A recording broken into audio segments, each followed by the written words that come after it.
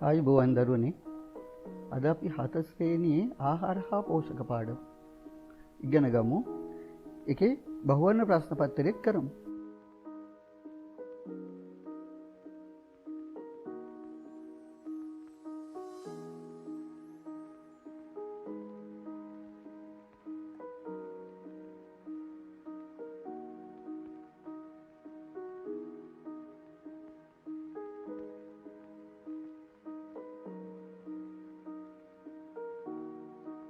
ප්‍රධාන පෝෂක වර්ග 5යි. කාබෝහයිඩ්‍රේට, ප්‍රෝටීන, ලිපිඩ, විටමින්, ಖನಿජ ලවණ. ඊට අමතරව ජලය සහ තන්තු.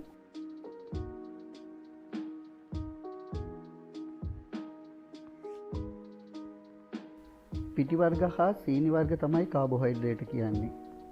කාබෝහයිඩ්‍රේට වලින් කරන්නේ ශරීරයට ශක්තිය ලබා දෙන එක.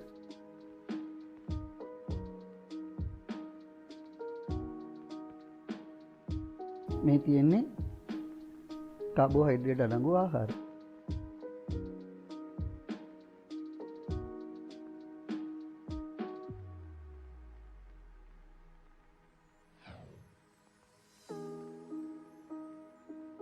සත්ව ආහාරවලත් ශාකාහාරවලත් ප්‍රෝටීන බහුලව තියෙනවා. මස් මාළු වල බිත්තර, කිරි, ඊළඟට සෝයා, කව්පි, බෝංචි, දඹල, පරිප්පු. ප්‍රෝටීන් වල ප්‍රධාන කාර්යයන් දෙකයි ශරීර වර්ධනය, ගෙවි යන පටක අලුත් වැඩියාව.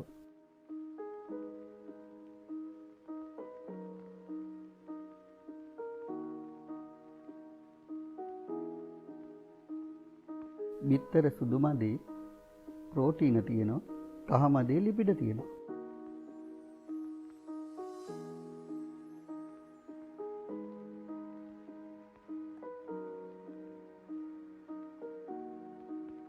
සිරුරට වැඩිම ශක්තියක් ලබා දෙන්නේ ලිපිඩ අඩංගු ආහාර. ද්‍රව ලිපිඩ තෙල්, ඝන ලිපිඩ මේද.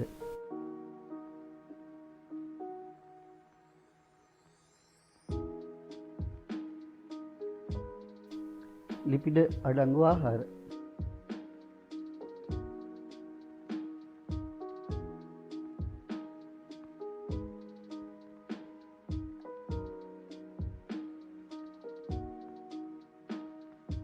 එළවලු පළතුරු වල බහුලව තියෙන විටමින් සහ ಖನಿජ ලවණ ශරීරය නිරෝගීව පවත්වා ගන්නත් රෝග වලින් ආරක්ෂා කරන්නත් ප්‍රයෝජනවත්.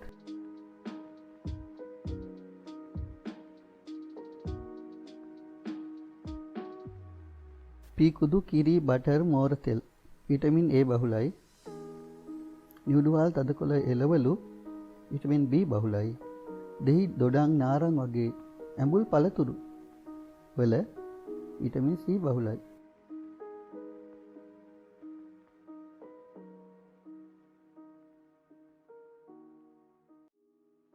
මෝර තෙල්, පීකුදු, කිරි, බටර් විටමින් D බහුල ආහාර. තිරිඟු, ධාන්‍ය, තදකොළ පාට එළවලු, පලා වර්ග විටමින් E අඩංගු ආහාර. තක්කාලි, ගෝවා, මල් ගෝවා, නිවිතිවල විටමින් K තියෙනවා.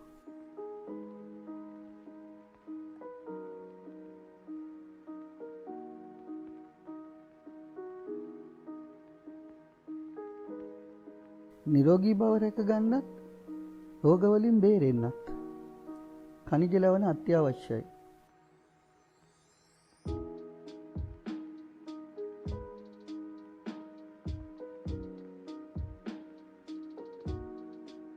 පලා වර්ග, කිරි, හාල් මැස්සුන්ගේ කැල්සියම් තියෙනවා. චීස්, බටර්, මස් වර්ග ෆොස්ෆරස් තියෙනවා. පීකුදු, නිවිති සාරණ වල යකඩ තියෙනවා. ලුණු වල සෝඩියම්, අයඩින් මිශ්‍ර ලුණු වල සහ මුහුදු ආහාරවල අයඩින් තියෙනවා.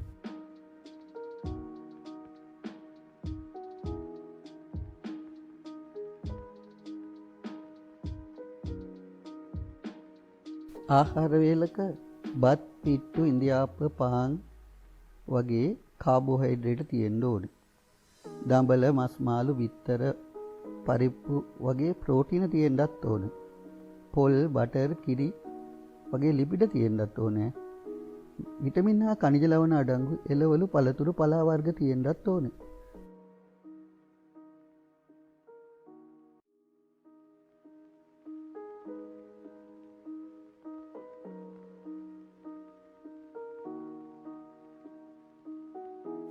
විටමින් A අඩු වුණාම තමයි ඇස්වල කොරපොතු වගේ බිටෝලප ඇති වෙන්නේ.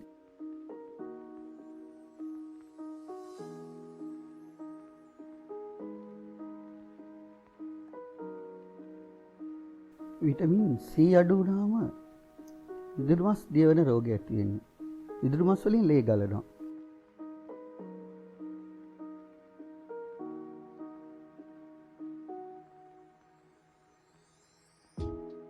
අස්ථි දුර්වල වෙලා අත්පා ඇද වෙන එක රිකට්සියාව. විටමින් D ගුණතාවය නිසා තමයි හැදෙන්නේ.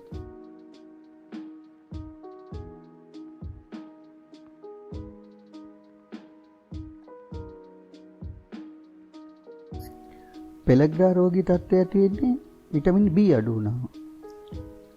ගලගණ්ඩ ඇති වෙන්නේ අයරින් අඩු වුණාම.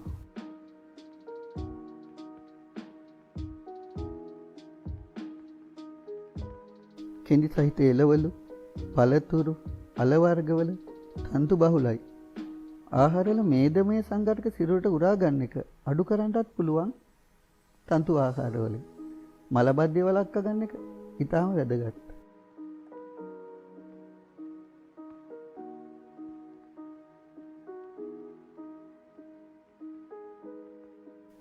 බලන්න තන්තු අඩංගු ආහාර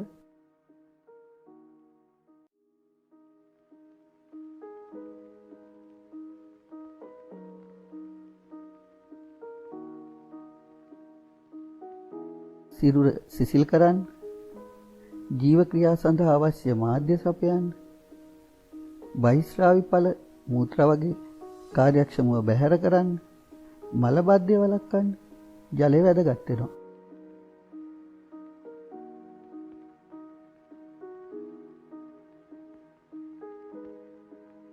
ග්ලූකෝස් පරීක්ෂාව. දාහකයක් දල්වන්න.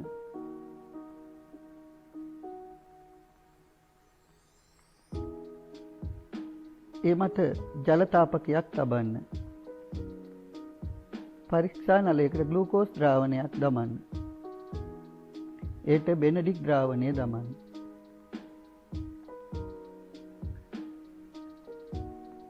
ජලයට බෙනඩික් දමූ නලයකුත් ග්ලූකෝස් වලට බෙනඩික් දමූ නලයකුත් ජල තාපකය මගින් රත් කරන්න.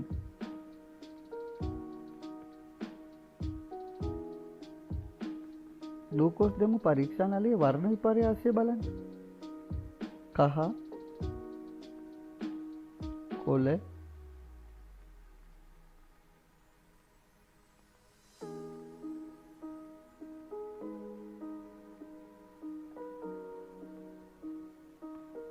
තැඹිලි,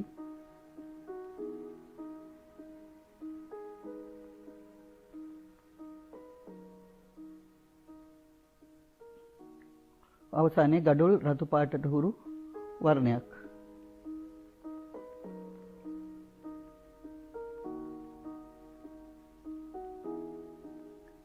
බෙනඩික් දමා රත් කළ විට ගඩොල් රතු පැහැති අවක්ෂේපයක් ලැබෙන්නේ එම ද්‍රාවණයේ ග්ලූකෝස් තියෙනවා නම්. මේක ග්ලූකෝස් හඳුනා ගැනීමේ පරීක්ෂාව.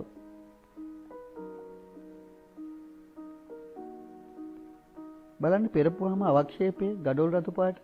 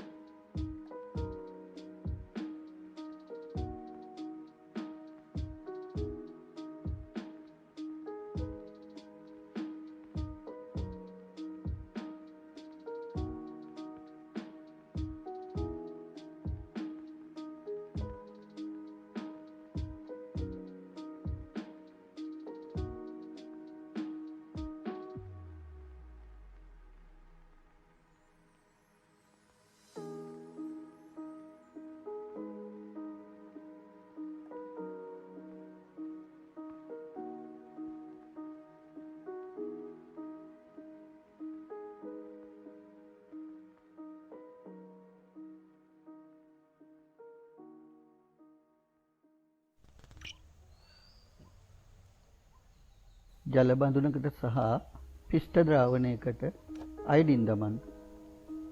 ජලයේදී අයඩින් වල පාට තැඹිලි දුඹුරු පාටක්. පිෂ්ඨයට අයඩින් දැමුව විට තද දම් පාටක්. අයඩින් දැමුව විට තද දම් පාට වීම පිෂ්ඨ හඳුනා ගැනීමේ පරීක්ෂාව.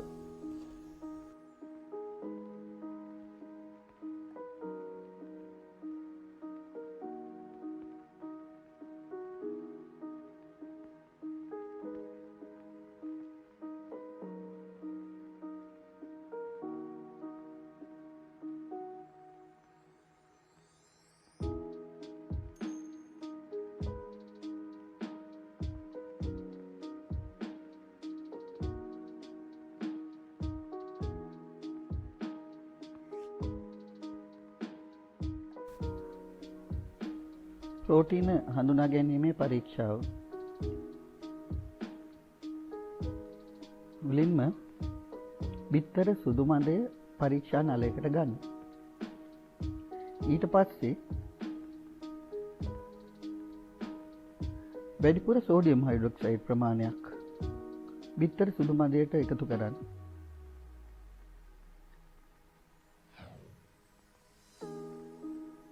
නිල් පැහැති කොපර් සල්ෆේට් බිඳුවක් දමන්න. බලන්න වර්ණය රෝස දම් පැහැය. සෝඩියම් හයිඩ්‍රොක්සයිඩ් දමා කොපර් සල්ෆේට් දැමූ විට රෝස දම් පැහැයක් ලැබේ නම් ප්‍රෝටීන අඩංගුයි. මෙය බයියුරෙට් පරීක්ෂාව කියලා හඳුන්වනවා.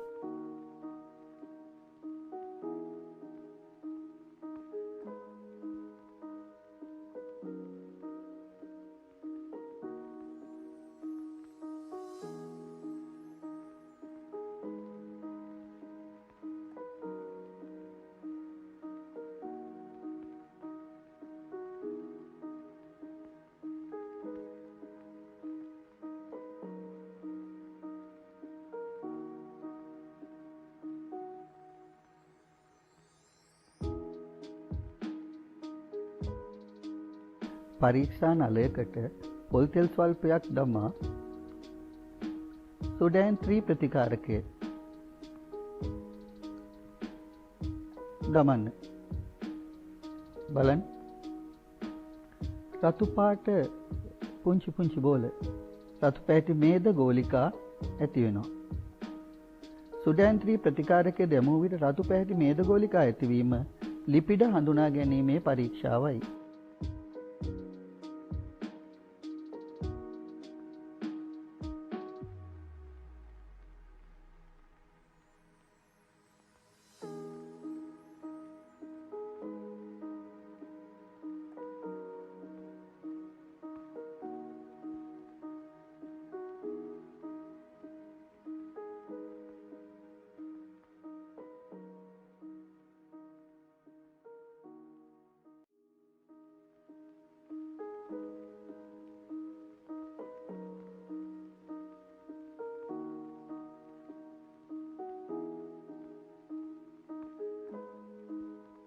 මම වෙළඳ දැන්වීම් වල තියෙනවා විතරයි කන්නේ. ඒවා හරිම ලහයි. ලේසි නිසා අම්මත් හදලා දෙන. කොළ කැඳ පලා වර්ග මට පෙන්වන්න බෑ. සතියට දවස් දෙක තුනක් අපි කන්නේ කඩේ. තාත්තා එනකොට කෑම අරන් එනවා. ඒවා කාපුවාම හැබැයි ටිකක් නිදිමතයි.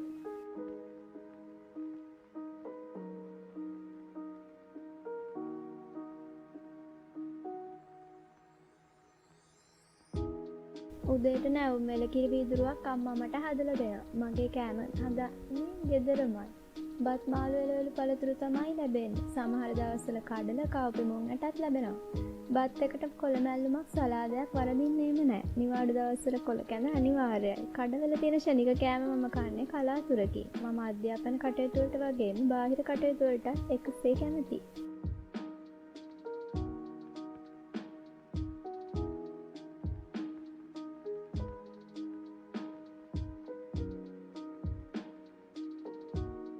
උදේට අම්මා කිරියක හදලා දීපු එක බීලා ඉන්ටර්වල් එක වෙනකල් මොකුත් කන්නේ නැහැ.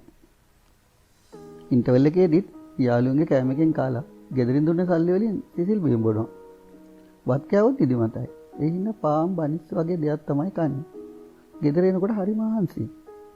අම්මගේ වදේට බත් කටවල් දෙකක් කාලා බුදියා ගන්න. ඇඟටත් හරි මහන්සි. කම්මැලි.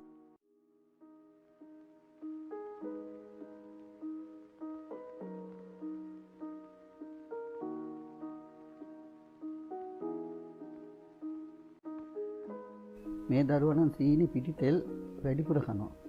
කෘත්‍රිම රසකාරක, වර්ණකාරක, පරිරක්ෂක ඇති වෙන්න ඇඟ ඇතුළට එනවා. පියවැඩියාව, අධික රුධිර පීඩනය, පිළිකා, අංශභාග, හෘදයාබාධ මේ වගේ ලෙඩ පස්සේ හැදෙන්න පුළුවන්.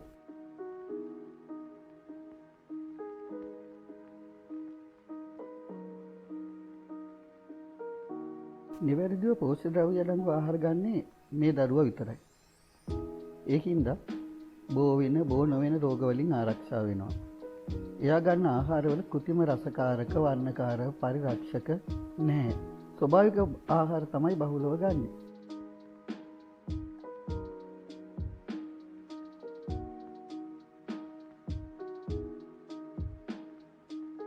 එයාට විටමින් ಖನಿಜ ලවණ නොලැබෙන නිසා ප්‍රතිශක්තිය හීන වෙනවා. අවශ්‍ය තරම් ප්‍රෝටීන් නොලැබෙන හින්දා හරියට වර්ධනයක් වෙන්නේ. ඒ වගේම බෝ වෙන රෝග වලටත් පහසුවෙන් ගොදුරු වෙනවා.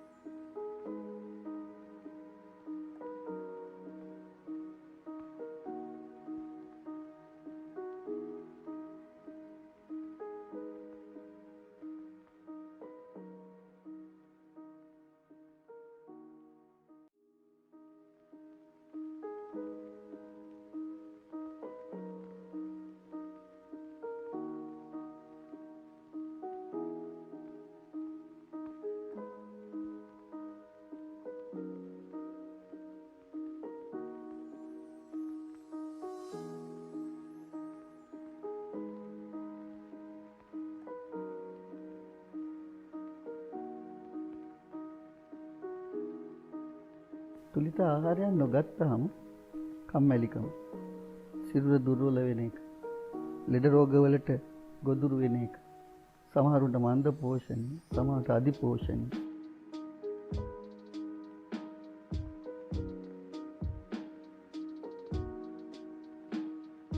සෝයා ප්‍රෝටීන බහුල ආහාරයක්. 2. ශරීර වර්ධනයට වැදගත් වන පෝෂක සංඝටකයේ ප්‍රෝටීන.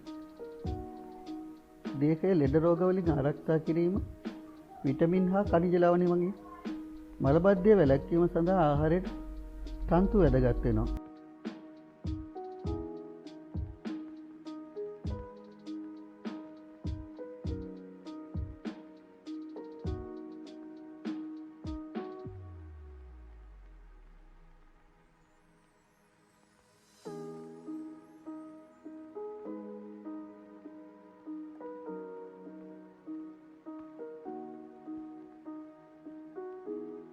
විටමින් A කහ පහට එළවලු වල, විටමින් A කහ පාට පළතුරු වල, විටමින් D කුඩා මාළු, විටමින් B නියුඩ සහිත හාල් වල, විටමින් C දෙහි වල, අයඩින් දුනු සහ මුහුදු ආහාර වල.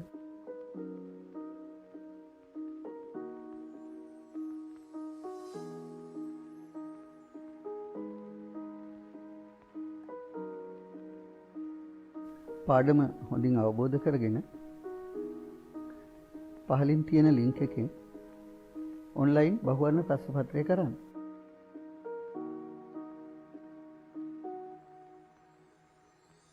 පාඩම හොඳින් අවබෝධ කරගෙන